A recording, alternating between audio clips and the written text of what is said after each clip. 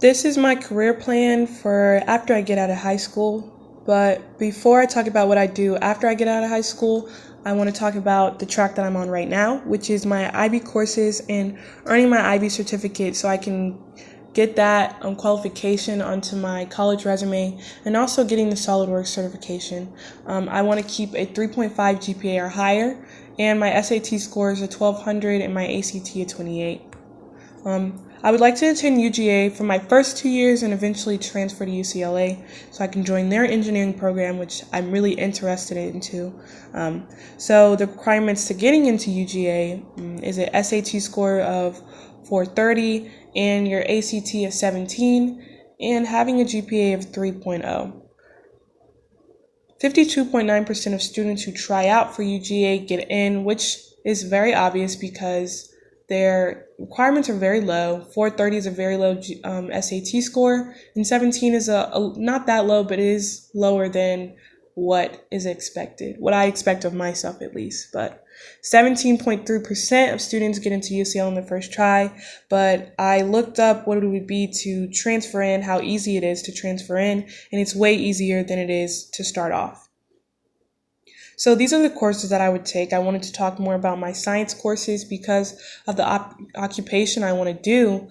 I would need to take chemistry, biology, biotech, and anatomy so I could understand the basics of science. And the work experience or internships I wanted to get were nuclear lab because I felt that would be important to have a hands-on experience working in a medical lab or at least some type of lab so I could get ready to earn my medical degree.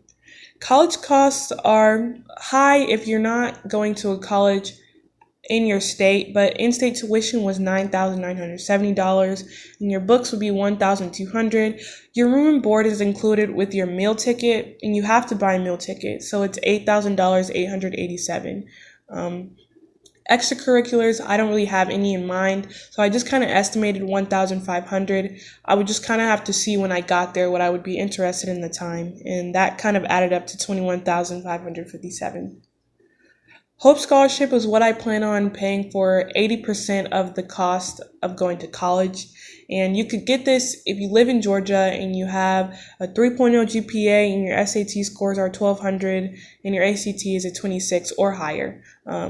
This is important to me because this is my main way of paying for college, but the occupation I would like to earn is a neurologist, and I would like to minor in biotech engineering because I have a lot of interest in those, but I would also minor in cinematography because I like writing scripts and short films. A neurologist is basically a doctor who studies under the deficiency of brains and the nerves in your body. The requirements to become a neurologist is 4 years in undergrad, 4 years in medical school, 1 year of internship, 3 in residency, and then fellowship is 8 years. Fellowship is basically maybe like every 2 or 3 months you go to a conference somewhere in the US and you basically just kind of get up to date because things change so much. Like if you become a doctor in 2013 and you've been a doctor for 5 years, it's not going to be the same of how it was now. So you got to learn and get to up to date with new things because you have no way of doing that because you're not in school anymore.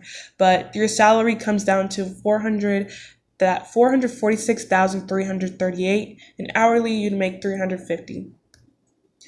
They have a lot of good benefits that I saw that was really cool, especially vision care, dental, life insurance, workers' comp, and malpractice insurance is very important because if a family member dies and their family feels like that I did not do well, the hospital would investigate, and if it comes down to me not doing what I was supposed to do, then malpractice insurance basically protects the hospital I work at and myself from getting sued, and that is very important because you can lose your license getting sued like that. But another cool one I saw was paid vacations of 21 days each year, plus additional educational conferences, which is your fellowship 8-year contract thing. And that's my presentation. Thank you.